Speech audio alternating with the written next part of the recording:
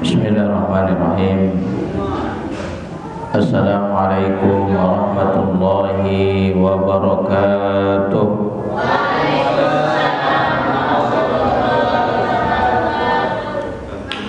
Innal hamdalillah nahmaduhu wa nasta'inuhu wa nastaghfiruh wa na'udzu billahi min shururi anfusina wa min sayyiati a'malina.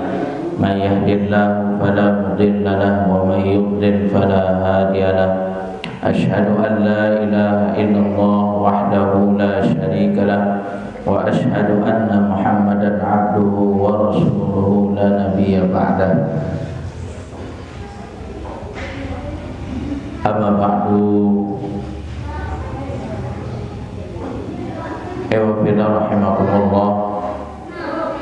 Alhamdulillahirabbil alamin. Segala puji bagi Allah Subhanahu wa taala, Rabb sekalian alam, yang telah menganugerahkan kepada kita semua keluarga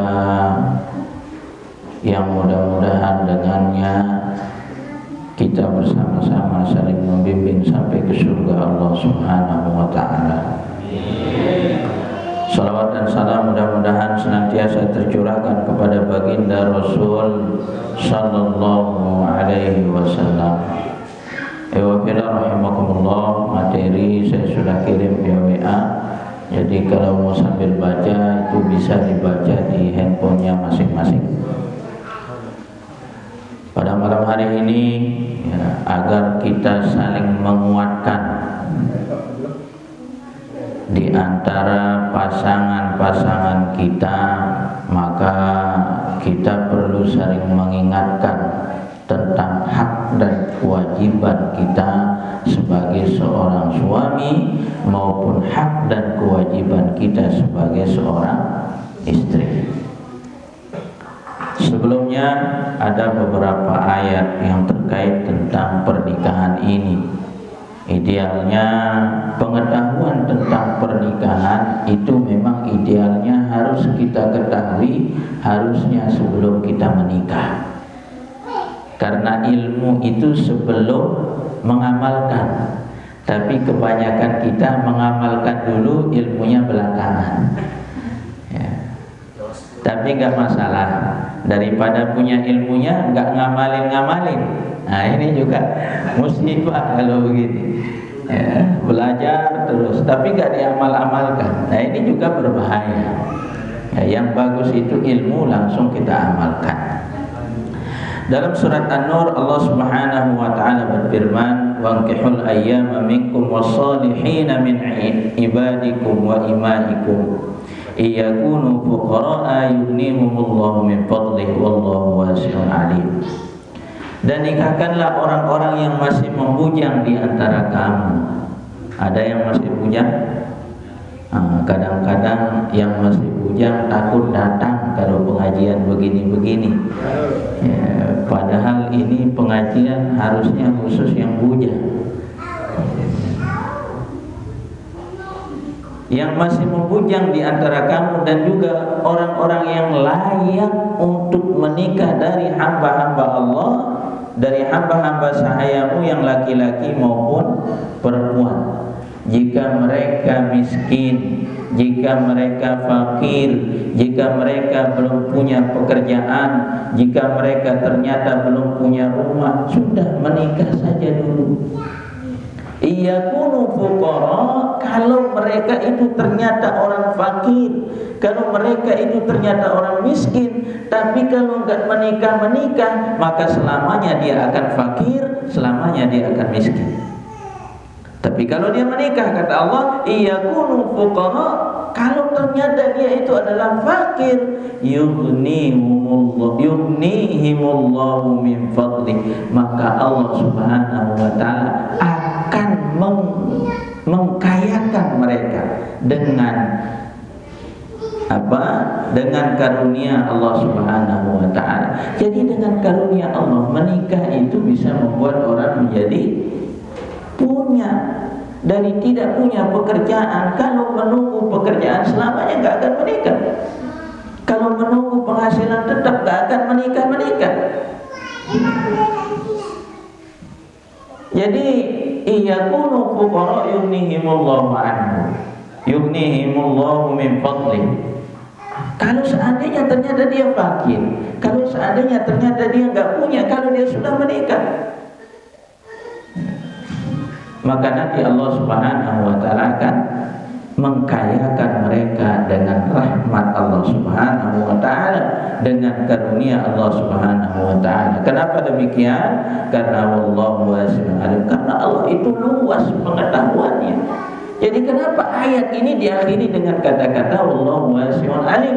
Allah itu luas pengetahuannya, karena Allah tahu kalau kita cuma bujang, enggak punya kewajiban untuk menafkahi orang, maka rezekinya begitu-begitu saja. Ya. Kemudian ayat yang lain Allah Subhanahu wa taala, ini di dalam hadis, ya, di dalam hadis yang diriwayatkan oleh Ad-Dailami dari Ibnu Abbas radhiyallahu anhu, Rasul sallallahu alaihi wasallam bersabda, iltamisur rizqa bin nikah. Carilah rizki itu dengan menikah.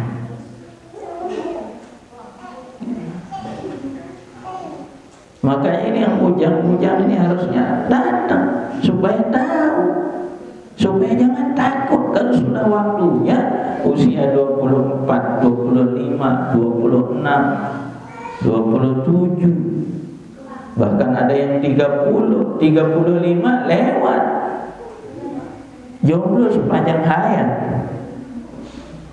Kenapa? Mungkin karena nggak berani, takut dan seterusnya. Kata Rasulullah SAW sebagaimana hadis yang bersumber dari Ibnu Abbas, iltamisur rizqa bin nikah. Carilah rizki itu dengan menikah. Jadi kalau kita jomblo masih susah nyari rizki, sudah menikah, nanti Allah Subhanahu wa taala akan memberikan dan memudahkan insyaallah. Kemudian ya, Rasul sallallahu alaihi wasallam bersabda, ya ma'syarasy syabab man istata'a minkumul ba'ata falyatazawwaj. Saya rasa ini tidak akan saya perpanjang karena semuanya sudah menikah ternyata. Ya. Wahai sekalian pemuda, siapa yang sudah mampu untuk menikah, maka hendaklah segera menikah. Kalau enggak mau menikah, ya sudah, puasa. Ya, jadi pilihannya ada dua, menikah, puasa. Kalau enggak dua-duanya bahaya. Jadi kalau enggak mau nikah, suruh dia puasa itu. Yang muda-muda belum mau nikah, suruh dia puasa. Jangan kasih makan siang, ya, bilang puasa. Kenapa? Ya, sebab memang begitu. Ya, perintah Rasul kalau sudah mampu untuk ya, menikah tapi enggak mau menikah, puasa saja. Ya. Kemudian hadis Rasul sallallahu alaihi wasallam, salasun kulluhum haqqun 'ala Allahi 'aunuhu. Ada 3 kelompok manusia yang pasti ditolong oleh Allah Subhanahu wa taala. Yang pertama, al-mujahidu fi sabilillah, itu para pejuang di jalan Allah, tentara yang berjuang di jalan Allah, itu pasti Allah tolong. Yang kedua, wan-nakihu al-musta'fifu. Jadi pemuda yang ingin sekali menikah dalam rangka menjaga kehormatannya, pasti Allah tolong. Yang ketiga, ya, budak yang berusaha memerdekakan dirinya. Hadis riwayat Imam Ahmad. Kemudian, ya, idza tazawwajal 'abdu faqad istakmala nisfud dini falyattaqillaha fin nisbil baqi. Jika kalian hendak menyempurnakan agama kalian, maka hendaklah menikah. Jadi orang-orang jomblo itu agamanya belum sempurna. Karena kata Rasul sallallahu alaihi wasallam, "Idza tazawwajal 'abdu faqad istakmala nisfud din." Kalau seseorang itu menikah, maka dia sudah menyempurnakan setengah agamanya. Falyattaqillaha fin nisbil baqi, maka hendaklah dia bertakwa kepada Allah agar menjadi 100%. kesempurnaan agama. Jadi setengah itu ada pada ketakwaan, setengah itu ada pada pernikahan. Dan alhamdulillah semuanya bisa tersenyum karena semuanya sudah menikah. Tapi para jamaah sekalian, wafillah, kita punya anak laki-laki, ada yang punya anak perempuan. Ini ada beberapa nasihat dari para salafus saleh. Ya. Ibnu Abbas berkata, la yatimma nusukun nasiki hatta tazawwaja. Tidak sempurna ibadah para ahli ibadah itu kecuali sampai dia menikah, baru dia menjadi sempurna. Ya. Nah, kemudian ini nasihat bagi bapak-bapak dan ibu-ibu yang punya anak perempuan. Bapak-bapak dan ibu-ibu yang punya anak perempuan, ini nasihat dari Asy-Sya'bi rahimahullahu ta'ala.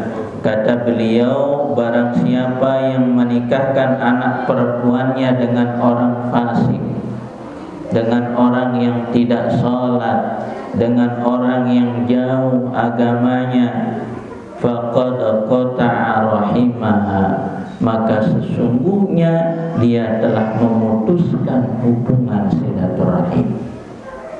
Jadi yang punya anak perempuan, ini hati-hati, tanggung jawab untuk menikahkan dan mencarikan jodoh.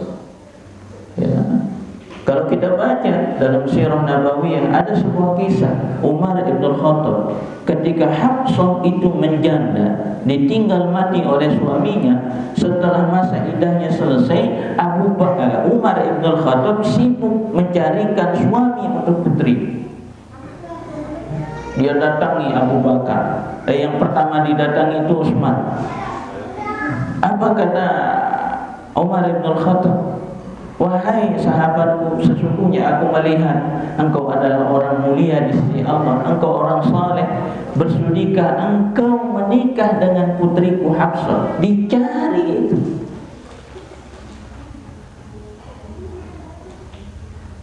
Kemudian Utsman menjawab, nanti aku temui engkau wahai Umar. Lama ditunggu, Utsman gak datang-datang. Karena ternyata Utsman sudah tinggal di Lombok. Enggak datang. Kemudian Umar bin Khattab datang kepada Abu Bakar menawarkan putrinya Hafsah. Ketika itu janda, ditawarkan, wahai Abu Bakar, sudikah kiranya engkau menikahi putriku Hafsah binti Umar bin Khattab? Tapi ketika itu Abu Bakar mengatakan, aku tidak bisa menjawabnya. Kemudian ini diadukan kepada Rasul sallallahu alaihi wasallam. Datanglah Abu Bakar kepada Rasul sallallahu alaihi wasallam. Kemudian Umar kepada Rasul sallallahu alaihi wasallam. Umar mengatakan kepada Rasul, "Ya Rasul, sesungguhnya aku datang kepada Utsman meminta dia untuk menikahi putriku agar terjaga putriku." Tapi Utsman tidak menjawab. Aku datang kepada Abu Bakar meminta dia menjadi menantuku. Tapi Abu Bakar juga tidak menjawab. Ya Rasul, bagaimana ini? Kemudian Rasul sallallahu alaihi wasallam bersabda kepada Umar, wahai Umar, putrimu akan dinikahi oleh orang yang lebih mulia daripada Abu Bakar dan Utsman. Maka kemudian Rasul sallallahu alaihi wasallam menyampaikan keinginannya untuk menikahi Hafsah. Ini menandakan betapa pentingnya seorang ibu, seorang ayah terutama itu mencarikan jodoh untuk putri-putrinya. Jangan biarkan dia mencari jodohnya sendiri. Bahkan bila perlu, itu calon suami terbaik itu yang berpetang-petang gelap itu pasti suami yang soleh. Karena Husain bin Ali radhiyallahu anhu berkata, la tazawwaja ibnataka illa litaqiyin.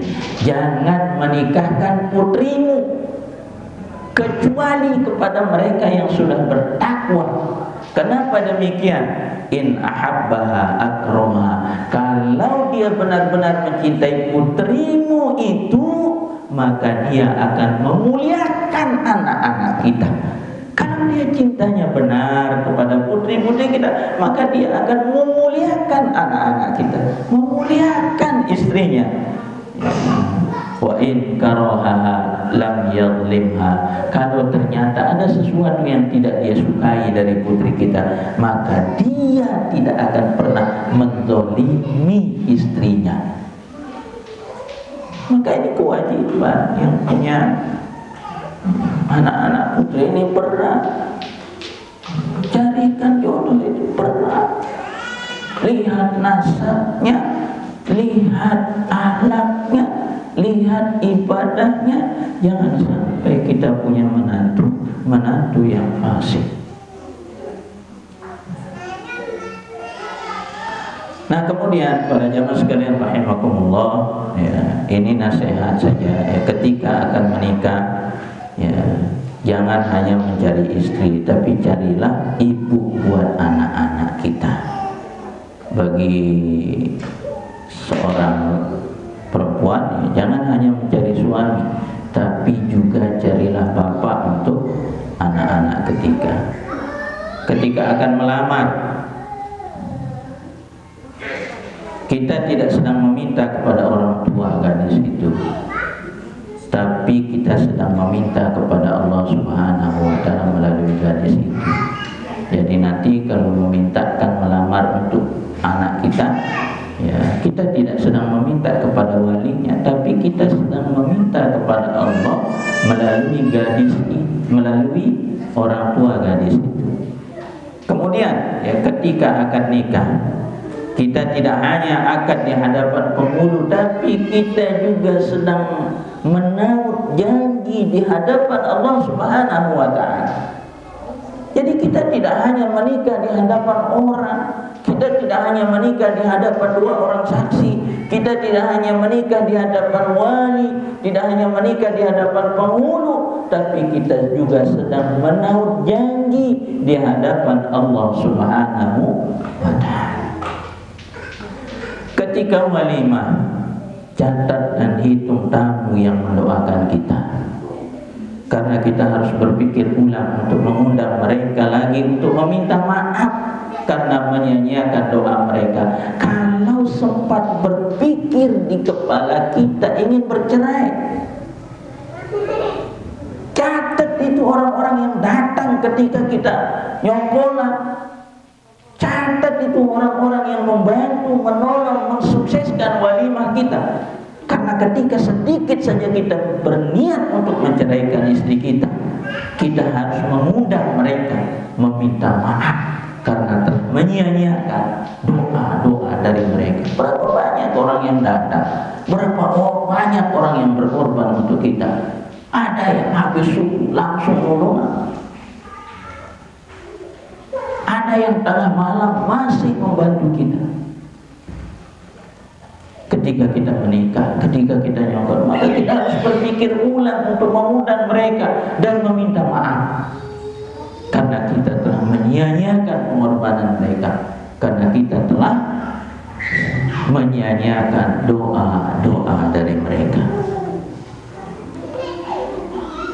Sejak malam pertama, ya, seorang pengantin itu harus memenuhi hatinya dengan sabar dan syukur. Karena kita adalah sepasang anak manusia, bukan sepasang malaikat. Selama menempuh hidup berkeluarga, sadarilah bahwa jalan yang akan kita lalui tidak melulu jalan bertabur bunga, tapi juga semak belukar yang penuh dengan onak dan duri. Jadi menikah itu tidak selalu enak. Mungkin kita enak setelah paling seminggu atau 3 hari dari setelah pernikahan. Itu adalah masa-masa menjadi raja dan ratu. Tapi setelah itu apa? sudah mulai mencatat utang si an, sementara belum punya pekerjaan. Maka ini harus kita sadari. Ketika belum memiliki anak, kita hendaklah mencintai pasangan kita 100%. Ketika sudah memiliki anak, tetap cinta kita kepada pasangan harus 100%. Cinta kepada kita kepada anak-anak kita juga 100%. Kemudian ketika ekonomi keluarga belum membaik, apa yang harus kita lakukan? Ketika ekonomi keluarga, kebun yang kita harapkan ternyata nggak berbuah durennya, manggisnya nggak berbuah. Pekerjaan yang selama ini belum mencukupi, apa yang harus kita lakukan? Kita harus meyakini bahwa rezeki Allah Subhanahu wa Ta'ala akan berbanding lurus dengan tingkat ketaatan sepasang suami istri itu.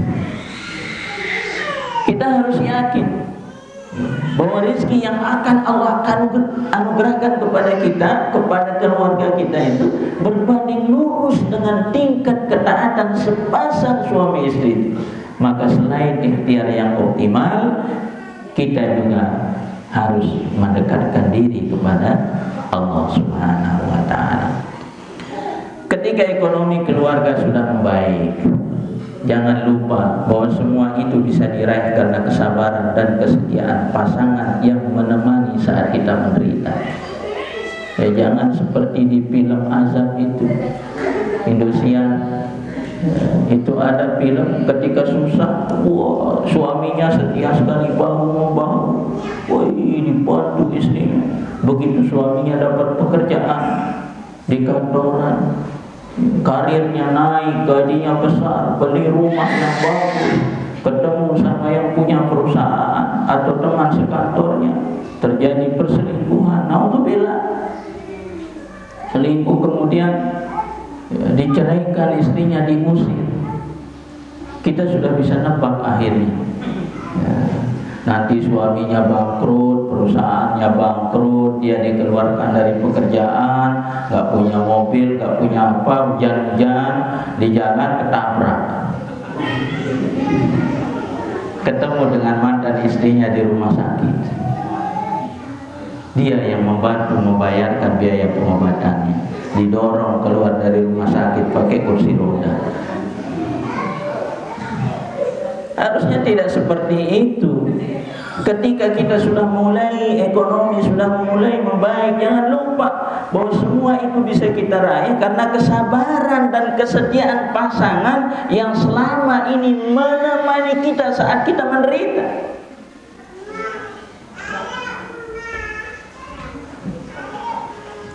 Jangan kita lupakan itu. Ya, ketika mendidik anak, ingatlah bahwa pendidikan terbaik itu adalah pendidikan dengan keteladanan. Jadi kalau kita mau berbuat keburukan di hadapan anak, mikir 3-4 kali.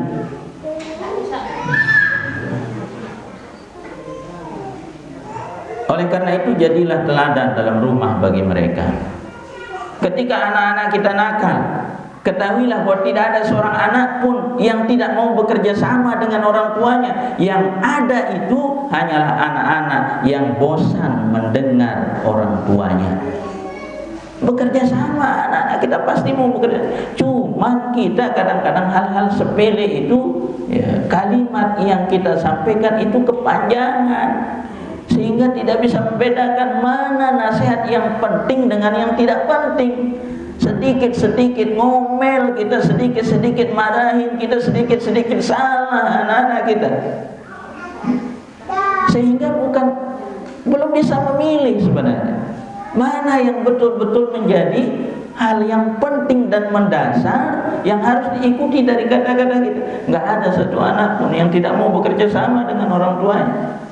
Yang ada hanyalah anak-anak itu bosan mendengar kata-kata kita karena terlalu banyak. Pilih, kalau ada 3 kesalahan cukup tegur 1 saja, jangan 3-tiganya. Bingung dia mana yang harus diperbaiki duluan, mana yang paling mendasar, sehingga dia bosan kalau terlalu banyak kata-kata yang kita sampaikan. Nah, ini Jangan juga terlalu panjang. Kan anak-anak belum diajarkan untuk merangkum. Baik, kita lanjutkan ke materi inti kita. Ya, ayyuhallazina rahimakumullah. Ya, di dalam berumah tangga ada hak-hak dan kewajiban kita bersama. Ya. Yang pertama itu adalah bergaul. Ini merupakan hak dan kewajiban kita bersama. Ya. Jadi kita halal bergaul. Kita adalah sepasang suami istri. Ya. Maka kita harusnya sering juga berduaan. Ya, alhamdulillah, ya, saya sama istri ya nggak ada santri apa. Ya, bila perlu ya lakukan hal-hal yang bernostalgia dengan masa lalu. Ya, kita karaoke berdua saja kecil-kecilan, nyanyi lagu-lagu masa lalu yang dulu. Ya. Mumpung nggak ada santri, anak juga sudah tidur, ya sudah. Jadi harus lebih banyak waktu berduaan. Jangan kita urus. Kita ini seperti mesin, 7 hari kerjanya terus, sebulan gak ada libur. Malam kecapean, gak ada sempat ngobrol sama istri. Ya, harusnya ada waktu libur sebulan sekali saja. Ajak istri jalan-jalan ke pantai, kemana. Sebenarnya gak usah mahal-mahal. Ajak ke warung Supri, beliin bakso, tapi berduaan. Nah, masalah anak-anak ya sudah titip dulu di tetangga, di kakeknya, di neneknya, di saudara, di bibinya. Ini penting. Jangan kita nggak punya waktu untuk berduaan, ngobrol. Ya, para suami juga jangan terlalu asik ngobrol di rumah orang. Tiap malam di rumah orang, bagus silaturahim itu, tapi jadwalkanlah semalam sekali ngobrol. Nah, kemudian walakumur rubu'u mimma tarakna min ba'di wasiyati yusina biha audain. Jadi dia mendapatkan 1/4, ya, suami itu mendapatkan 1/4. Jadi kalau ada 2 hektar jumlah tanahnya, maka dia mendapatkan 1/2 hektar. Ya, itu dihitung setelah semua hutang dan wasiat-wasiatnya itu ditunaikan. Jadi bayar dulu hutang-hutang itu. Ya, baru ngomongin warisan. Jangan warisan dulu, baru ngomongin hutang. Hutang dulu. Mimba diwasiyati yusina biha audain. Kemudian walahunna rubu' mimma taraktum illam yakul lakum walad. Dan istri itu mendapatkan bagian 1/4 dari harta suaminya jika suaminya itu tidak punya anak. Ya, kalau dia punya anak, maka dia mendapatkan bagian 1/8. Setelah dihitungnya itu, setelah dikurangi dengan wasiat dan hutang-hutang yang harus dibayar. Ya, jadi suami istri itu berhak saling mewarisi. Ini hak-hak dan kewajiban suami dan istri. Kemudian, ya, setelah dia menikah punya keturunan, maka ya, anaknya itu berhak dinasabkan kepada bapaknya, kepada suaminya. Ya. Jadi binnya itu akan kembali kepada suaminya. Nggak bisa binnya itu diubah. Meskipun dia tinggal dan besar di rumah siapapun, binnya itu harus tetap nama bapaknya. Ini adalah hak sekaligus kewajiban. Ya. Tidak boleh, dalam Al-Quran Allah Subhanahu wa ta'ala berfirman, tidak boleh ya, kemudian dinisbatkan kepada ayah angkatnya, kepada kakeknya, kepada pamannya. Enggak boleh. Binnya itu, nasabnya harus kembali kepada ayahnya. Kemudian ya, pergaulan suami istri itu harus mendatangkan ketentraman. Jadi ini hak dan kewajiban istri sekaligus, kemudian hak dan kewajiban suami sekaligus, menjaga ketentraman di dalam rumahnya, saling mencintai, saling menyantuni, saling mengerti, saling memahami.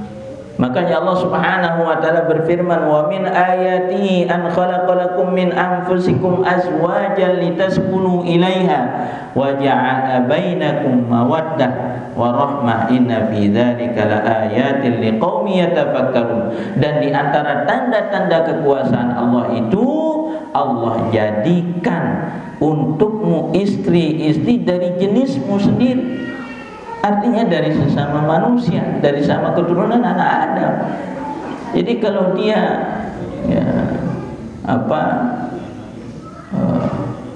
untuk apa itu semua? Litaskunu ilaiha, supaya kita merasa tentram. Jadi menikah itu untuk tentram, bukan menikah untuk tidak tentram. Menikah itu agar kita tenang, bukan justru setelah menikah berantem terus 6 hari mesual, lemak mesual 3 kali sehari kayak orang minum obat. Nah ini keliru. Bagaimana untuk menjaga ketentraman itu? Ketika istrinya marah, udah suami diam dulu, berikan kesempatan sampai dia selesai. Kalau sudah selesai, pasti tenang dia. Ketika suami marah, udah istri diam dulu, jangan saling tembak. Woi, itu nggak selesai.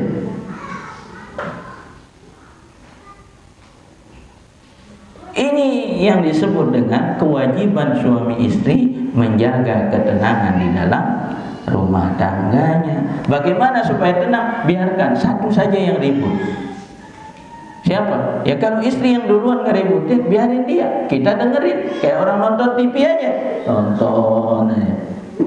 Kan gak enak. TV ngomong, kita ngomong, enak gak? Gak enak, gak tenang itu. Kecuali nontonnya sepak bola. Nonton bareng sepak bola, itu justru kalau sepi nggak enak. Litaskunu ilaiha wa ja'ala bainakum mawaddatan wa rahmah. Dan Allah Subhanahu wa taala telah menjadikan di antara kamu itu mawaddatan wa rahmah. Mawaddatan wa rahmah, kasih sayang itu sebenarnya Allah sudah jadikan ada pada diri kita masing-masing. Mencintai pasangan kita, jangan kita rusak itu, kita jaga. Bagaimana cara menjaganya? Ya kita rawat dia baik-baik, diantaranya dengan komunikasi yang baik. Nanti ada 6 hal yang harus kita lakukan untuk menjaga kasih sayang agar terus ada di dalam hati kita dan hati pasangan kita. Kemudian ya saling menjaga rahasia. Ini hak dan kewajiban istri maupun suami. Kata Rasul sallallahu alaihi wasallam sebagaimana riwayat dari Abu Sa'id Al-Khudri, sesungguhnya di antara manusia yang paling buruk kedudukannya di sisi Allah pada hari kiamat itu adalah seorang laki-laki yang mencampuri seorang perempuan dan perempuan yang mencari seorang laki-laki, maksudnya suami atau istri yang kemudian dia menyebarkan rahasianya. Dia sudah akad nikah. Maka manusia terburuk kata Rasul sallallahu alaihi wasallam, sebagaimana yang diriwayatkan oleh Imam Muslim, itu adalah seorang wanita yang menceritakan aib suaminya. Begitu juga seorang laki-laki yang paling buruk kedudukannya di sisi Allah pada hari kiamat, itu adalah seorang laki-laki yang memamerkan keburukan atau aib istrinya. Jadi ini perbuatan yang paling buruk. Kalau perbuatan ini diceritakan kepada 1 orang, 2 orang, itu saja sudah cukup menjadikan dia manusia yang paling buruk di hadapan Allah. Lalu bagaimana kalau keburukan itu dipamerkan di media sosial? Bagaimana kalau aib itu kemudian dipamerkan di Facebooknya, dijadiin konten YouTube misalnya? Ini adalah sesuatu yang buruk sekali. Kata Rasul sallallahu alaihi wasallam, ya, manusia yang paling buruk kedudukannya di sisi Allah pada hari kiamat itu adalah orang yang menceritakan, dia menceritakan ke 1-2 orang.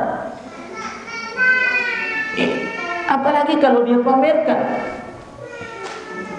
ini jauh lebih buruk. Kalau kita ceritakan saja kepada 1-2 orang, itu kedudukan kita pada hari kiamat adalah kedudukan yang paling buruk. Lalu bagaimana kalau ternyata aib dan rahasia suami istri itu kemudian disiarkan, dibikin konten, menjadi status di Facebook. Kutibain taninan kanak nih arah wangala, ya urus senabai, belupa angin. Nggak boleh. Kedudukannya di sisi Allah pada hari kiamat ini adalah kedudukan yang paling buruk. Begitu juga kalau ada suami kutibain dan bilang kelem arah wa ule jam 11 jam 12 ya ule kakembentan kepada statusnya begitu. Ini juga sesuatu yang buruk. Gak perlu, cukup itu rahasia betul. Kalau ada masalah selesaikan, diskusikan ya, kasih waktu ya silakan 5 hari nggak apa-apa ya. Mau main ke rumah si A, si Fulan, si B silakan. Mau mancing hari Kamis Jumat, tapi Senin Selasa Rabu jangan. Begitu. Jangan kemudian semua bicarakan.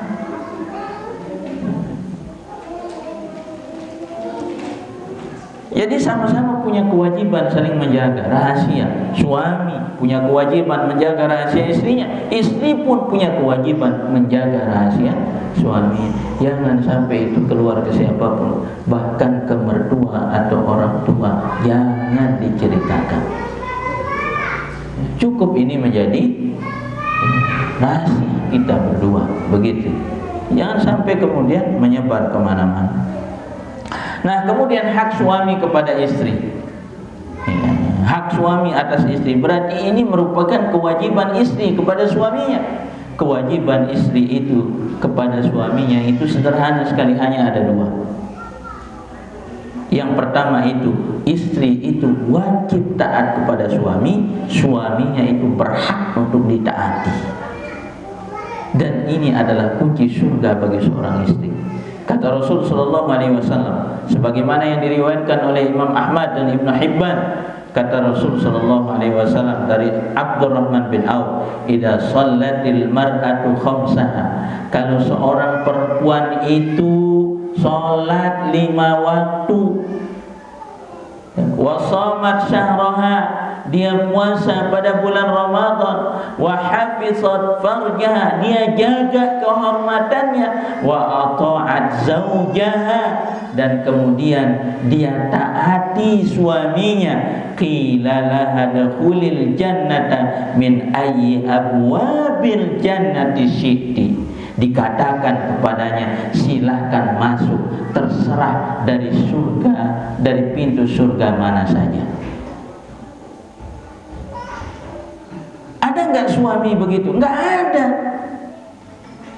Istri itu syaratnya dia sholat 5 waktu, puasa pada bulan Ramadan, dia jaga kehormatannya, kemudian dia taat kepada suaminya. Maka nanti di hari kiamat dikatakan kepada perempuan itu, dikatakan kepada istri-istri yang seperti itu,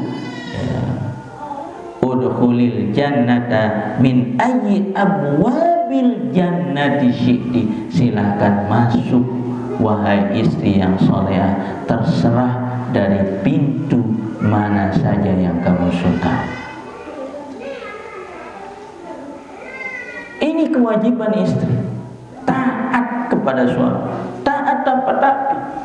Saya pernah menceritakan bagaimana kemudian Khadijah yang ketika Rasul sallallahu alaihi wasallam pulang dari Gua Hira, kemudian mendapatkan wahyu dalam kondisi menggigil, pulang ke rumahnya. Kemudian Rasul sallallahu alaihi wasallam mengatakan kepada Khadijah, "Zammiluni, wahai Khadijah, selimuti aku." Langsung Khadijah ambil selimut. Enggak nanya-nanya dulu, ada apa? Kenapa? Apa yang terjadi? Enggak, tapi ketika Rasul mengatakan "Zammiluni selimut", langsung diambilkan selimut. Bukan, ayo selimuti aku. Ada apa? Kan ini panas. Kenapa pakai selimut? Kan ini nggak ada musim dingin, kenapa harus diselimuti? Itu adalah bantahan. Nggak boleh. Istri itu nggak boleh. Ketika diperintahkan bikinin kopi, ya udah bikinin. Jangan nanya, kan wah kalau mungkin mau ngopi lagi. Udah bikinin. Syarat masuk surga bagi seorang perempuan itu tidak sulit. Syaratnya mudah, tapi melaksanakannya yang sulit. Kata Rasul, cukup sholat 5 waktu, puasa pada bulan Ramadan, dia jaga kehormatannya, taat suaminya, semua pintu surga akan memanggilnya. Terserah mau masuk lewat mana saja. Hebat. Nah, yang kedua, kewajiban seorang istri kepada suaminya yang merupakan hak suaminya itu adalah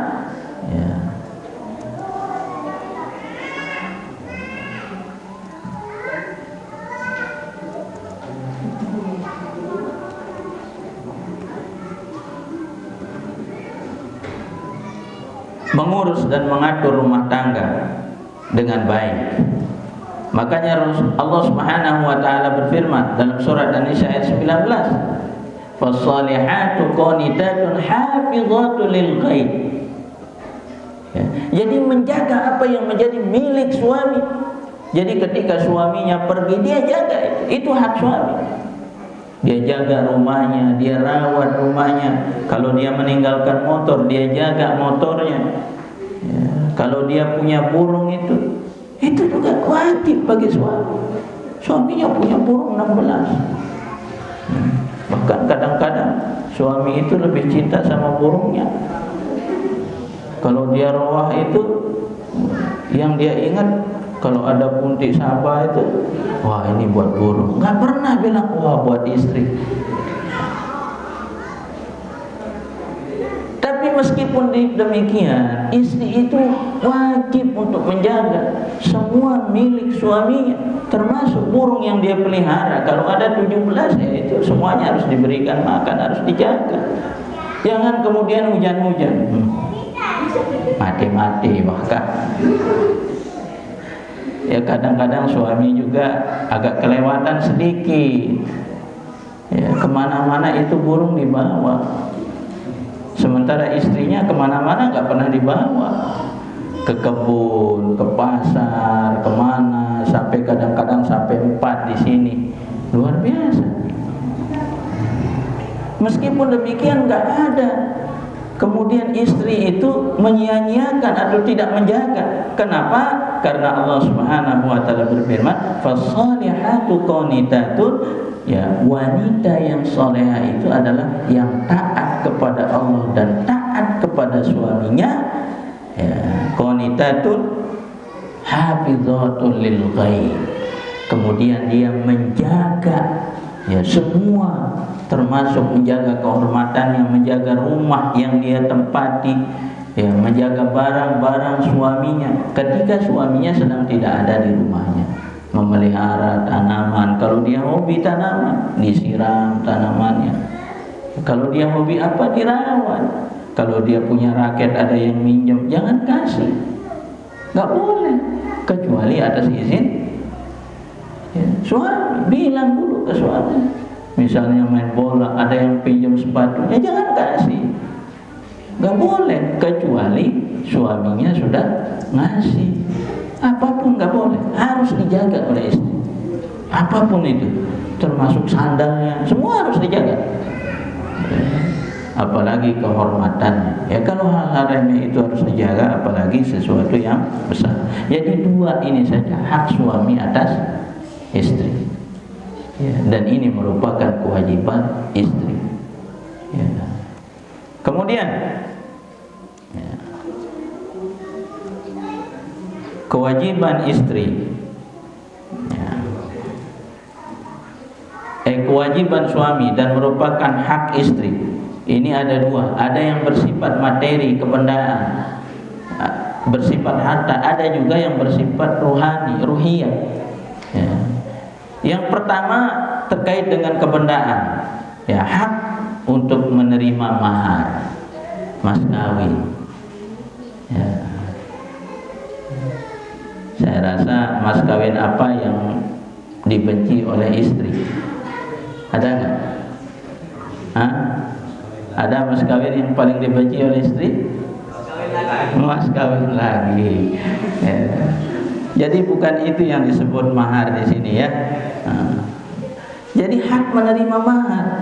Wa atun nisaa sadaqatihinna, berikanlah mas kawin kepada wanita yang kamu nikahi. Jadi ini harus ada. Ya. Jadi apa yang sudah disebutkan. Ya. Lalu Ustaz bagaimana? Ya. Kalau kemudian setelah nikah 3 hari setelah itu kita pusing, beras nggak ada, pekerjaan belum dapat, yang ada cuma cincin mas kawin itu, bagaimana?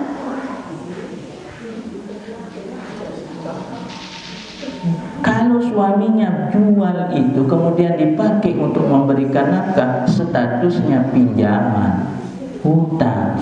Suami harus bayar nanti. Tapi kalau istri yang menghibahkan, itu hak dia, karena itu sudah menjadi haknya. Jadi bagaimana akadnya?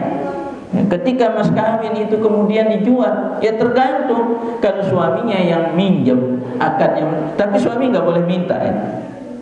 Tapi kalau minjem boleh. Tapi itu kalau minjem harus diganti. Tapi kalau ternyata istrinya pengertian, kemudian diberikan saja,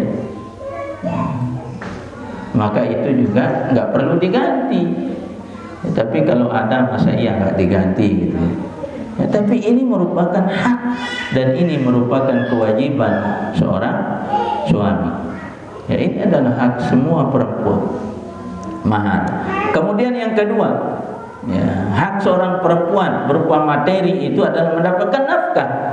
Ya, wa 'alal mauludi lahu rizquhunna wa kiswatuhunna bil ma'ruf.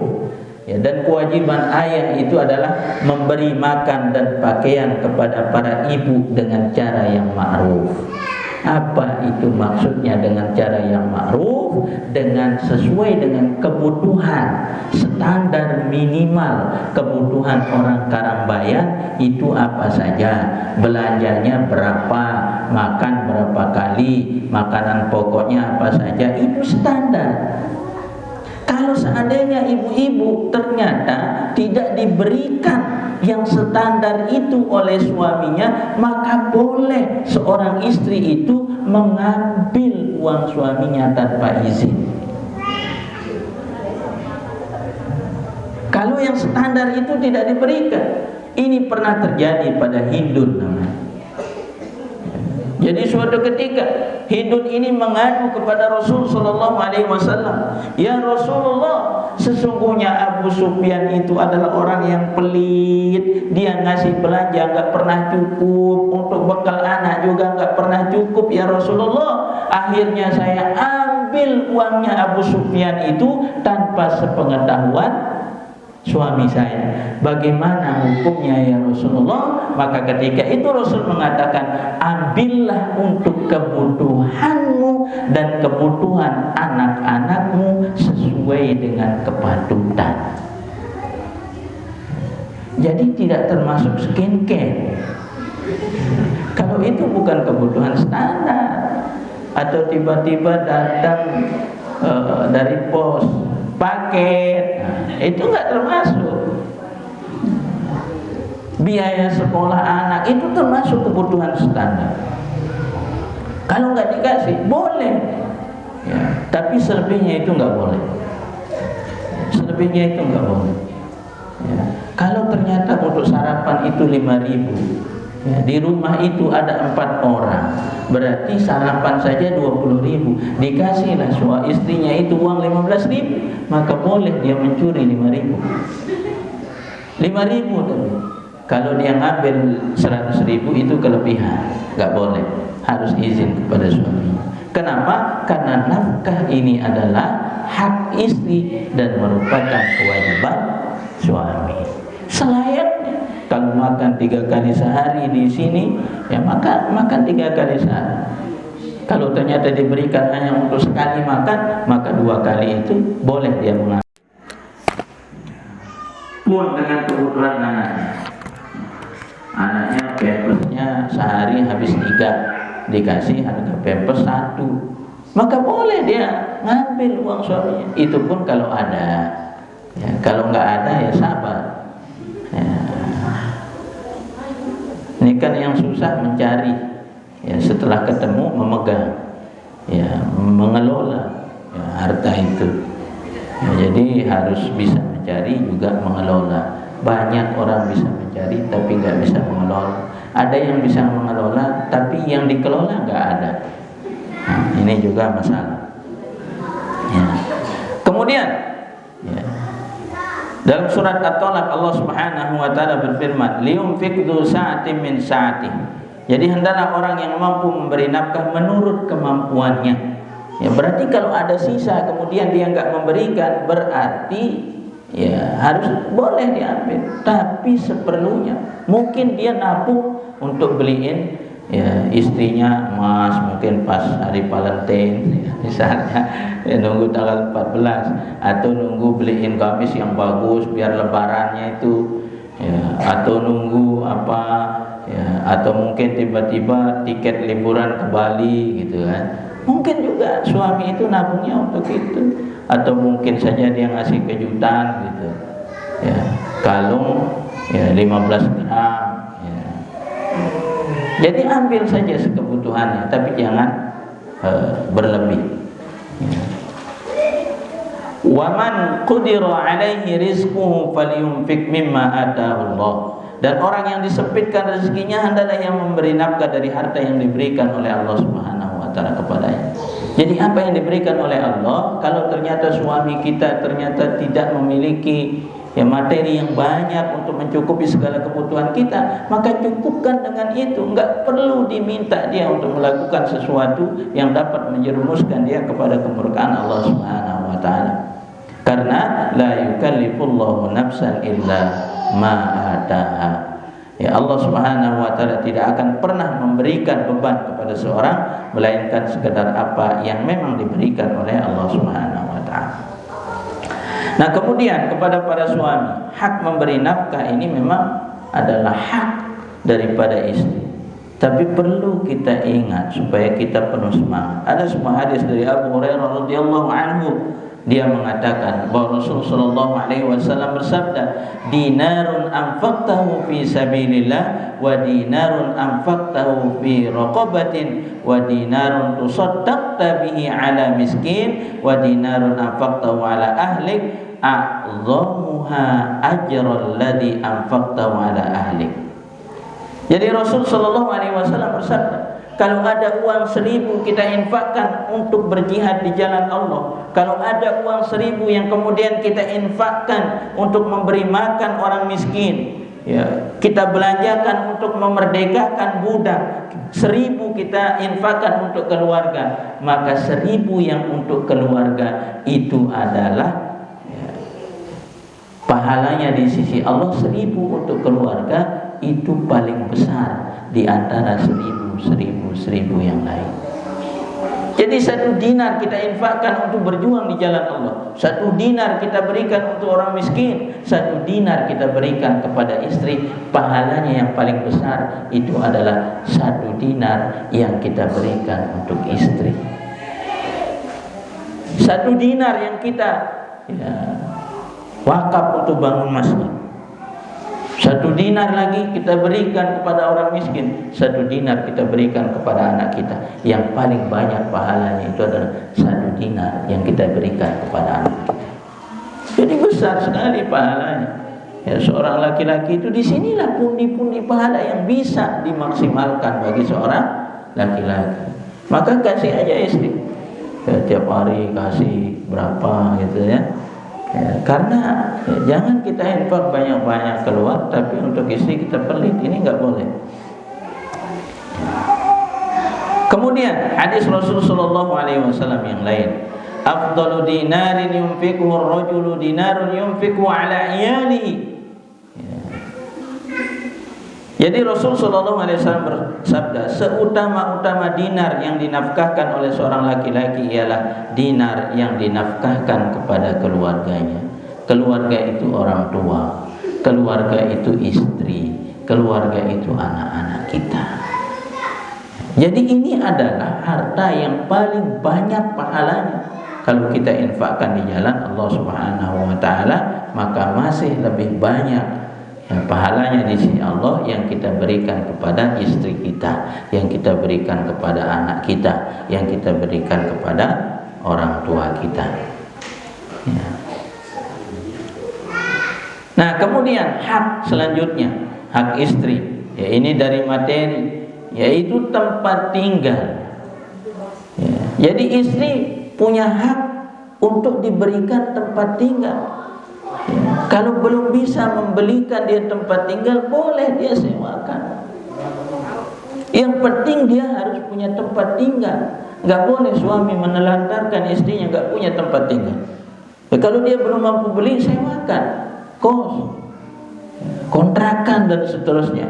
Kata Rasul sallallahu alaihi wasallam, Allah Subhanahu wa taala berfirman, askinuhunna min haitsu sakantum min wujdikum wa la tudarruhunna litudayyiqu alaihin.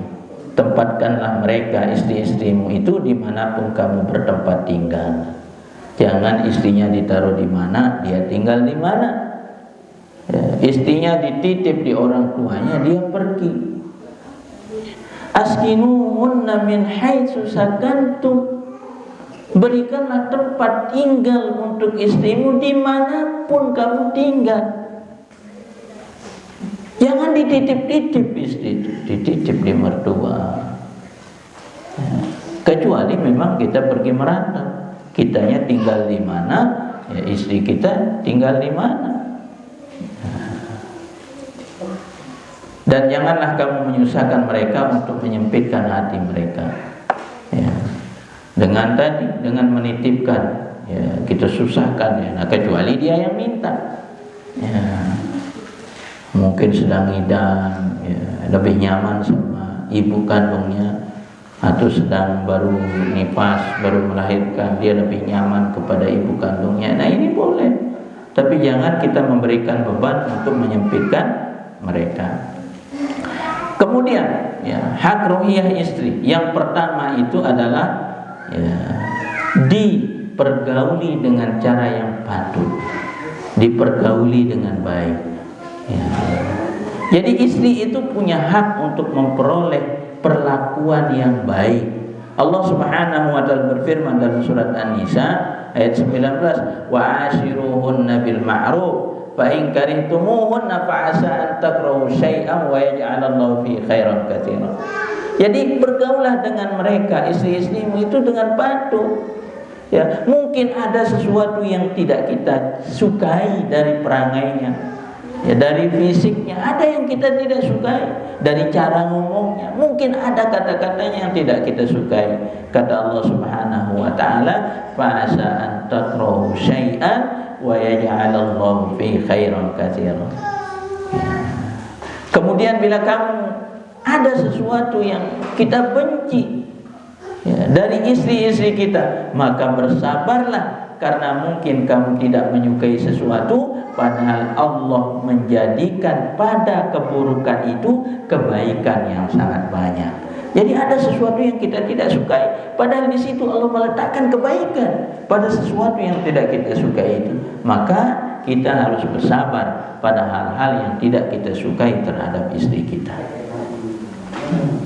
Yang kedua, ya, hak seorang istri, ya, dari ruhiyah, dari sisi ruhiyah, dan merupakan kewajiban suami itu adalah al-wiqayah, penjagaan.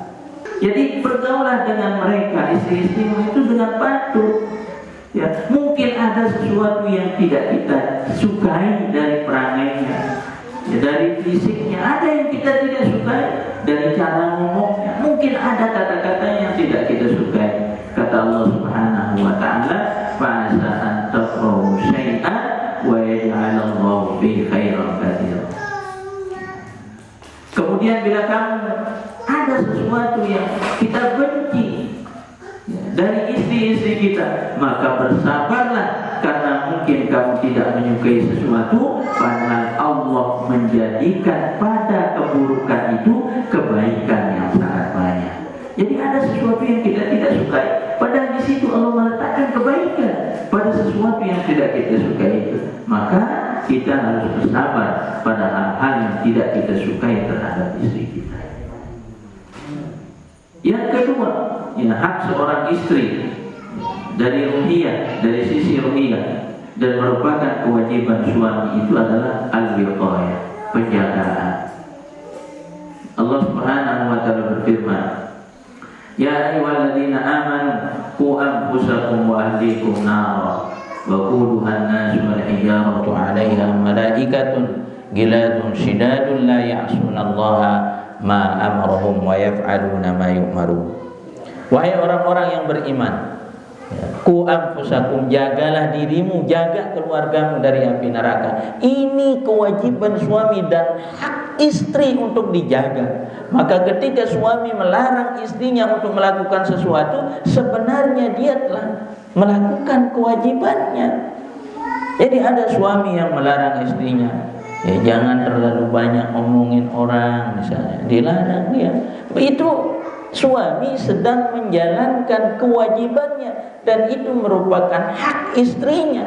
Jadi kalau dinasihati oleh suami, itu memang kewajibannya dan itu menjadi hak istri. Gak boleh suami itu, istrinya mau kemana sama siapa terserah, dia gak pernah larang-larang, gak pernah diperhatikan.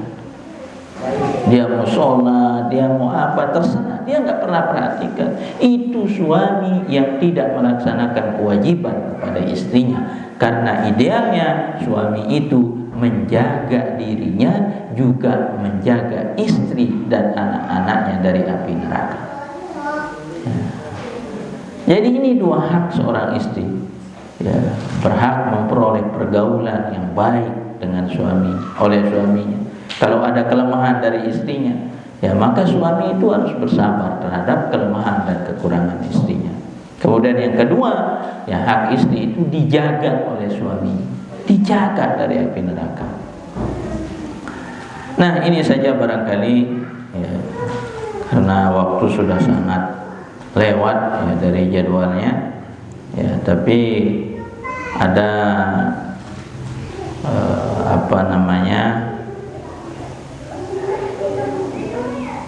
6 hal ya, yang bisa atau yang harus ada pada setiap keluarga ya, untuk memperoleh dan melanggengkan ya,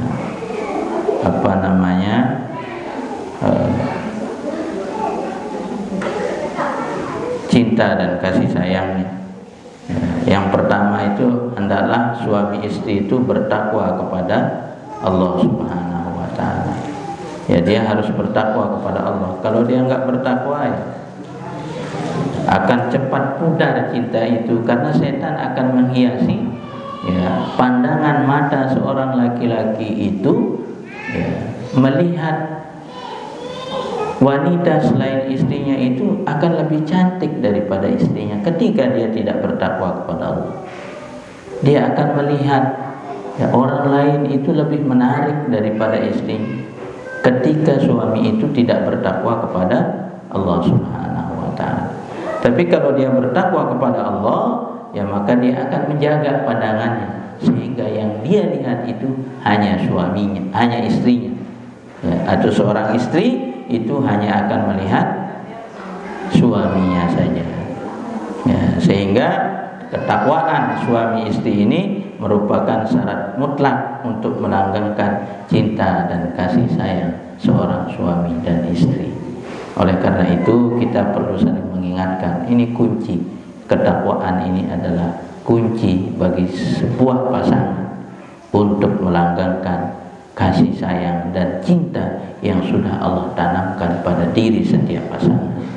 Mohon maaf kalau ada kekurangan. Terima kasih atas segala perhatian.